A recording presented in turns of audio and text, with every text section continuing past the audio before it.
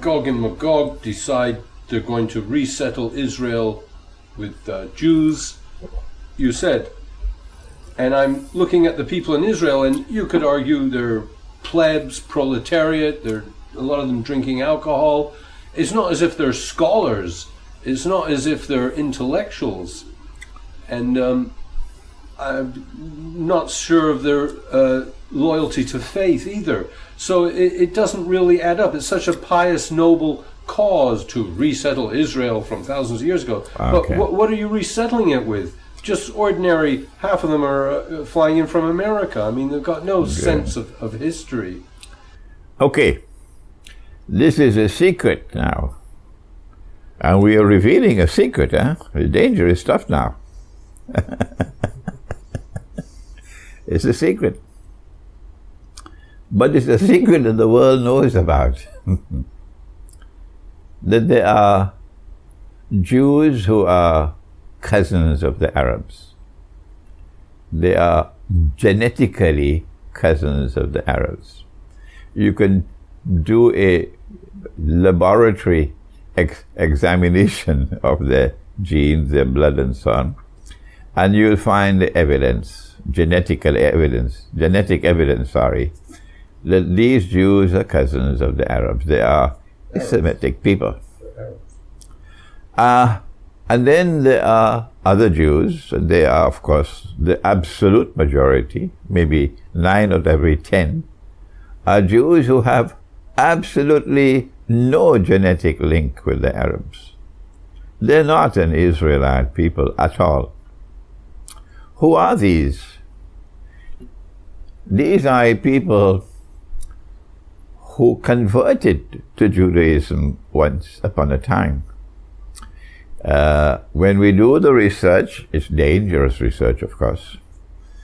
If you do the research, you will find that they are Chazar people who lived in that region of the world where Zulkarnain built the barrier. These people became Jews, and then some of them became Christians, having become Jews. And so you have Chazar on this side of the Christian, on this side of the fence in the Christian world, and you have Chazar on that side of the fence in the Jewish world in Europe. And they worked from inside the European Christian world and the European Jewish world to bring about a mysterious reconciliation and rapprochement, and eventually a Judeo-Christian alliance emerged. The Vatican, of course, played a very important role in that. These are the Jews and the Christians who are described in the Quran as Gog and Magog. You know, if you look at the settlement of Palestine, the mass migration, the impetus to rid the country of the indigenous people, there are tremendous parallels with the United States, with the Americas, and Australia, etc. And is it just a coincidence, or is it indeed being masterminded by the same mentality or people? The greatest oppressor that mankind has ever known in all of human history, the one who shed the most blood, who created the most corruption and destruction on the face of the earth, are these people who have emerged from modern Western civilization. And we were told about it, you know, Morris, once upon a time, long before you were born. The Lord God spoke to the angels, and he said to them that I'm going to place on earth one who will rule, Khalifa. Khalifa.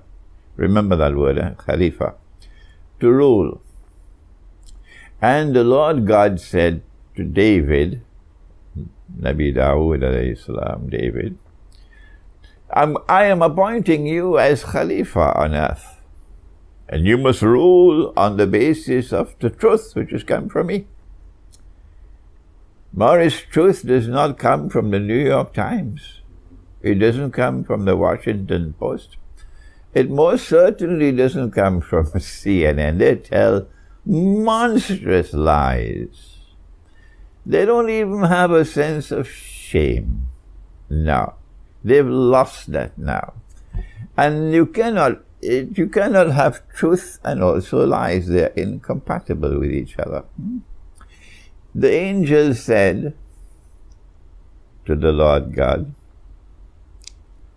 are you going to place on earth those who will do this? They will commit facade. They will corrupt the earth. They will destroy. And they will shed immense blood. أَتَجْعَلُ فِيهَا مَن يُفْسِدُ فِيهَا وَيَسْفِكُ الدِّمَاءَ. This is what the angel said, and this is what is happening. They started with an island off the coast of Europe that Napoleon had contemptuously dismissed as a nation of shopkeepers. But that little island gave to the world a scientific and technological revolution, which gave to it command of the seas. At that time there was no air power. And Britain controlled the seas of the world. Britain controlled power with control over every single significant naval port on the face of the earth. And with that power, using power to oppress, using power to shed blood, you got the British Empire, a bloody empire. And these are the people who eventually transferred power to the United States, who then shed even more blood than Britain shed, and even more atrocious in their oppression than Britain ever was. So these are people who, if you cannot recognize them as oppressors, something is wrong with you. These cannot be a people who have received the law from Moses, Nabi Musa alayhi salam, and who are authentic Jews, and who want to live a righteous life. They cannot be a believing Jew and yet be oppressors. A believing Jew is my brother. A believing Jew, I can sit with him at the same table and eat the food that he is eating. Yes, because the Lord God told me, if the Jew offers me food to eat, that I am allowed to eat his food. That's how close he is to me. Yeah. These are not believing Jews. We don't have any quarrel with the believing Jew. We have no hatred in our hearts for the believing Jew. No. We are brothers. And we've been warned in the Quran that when we enter into religious discussions with the Jews and with the Christians, the Lord God has warned us. Ensure that you enter into dialogue and discussion in the best possible way, using the best language, showing the most politeness possible. Don't cross that line. That's how we relate to the Jews and the Christians who are not oppressors. But these 9 out of 10 Jews in the world today, plus the Zionist Christians, they are the world's greatest oppressors. And they have shed so much blood that a tomorrow is coming. Morris, a tomorrow is coming, when even the stones and the rocks will speak and say, come and kill him. Because even the stones and the rocks will be fed up of these oppressors.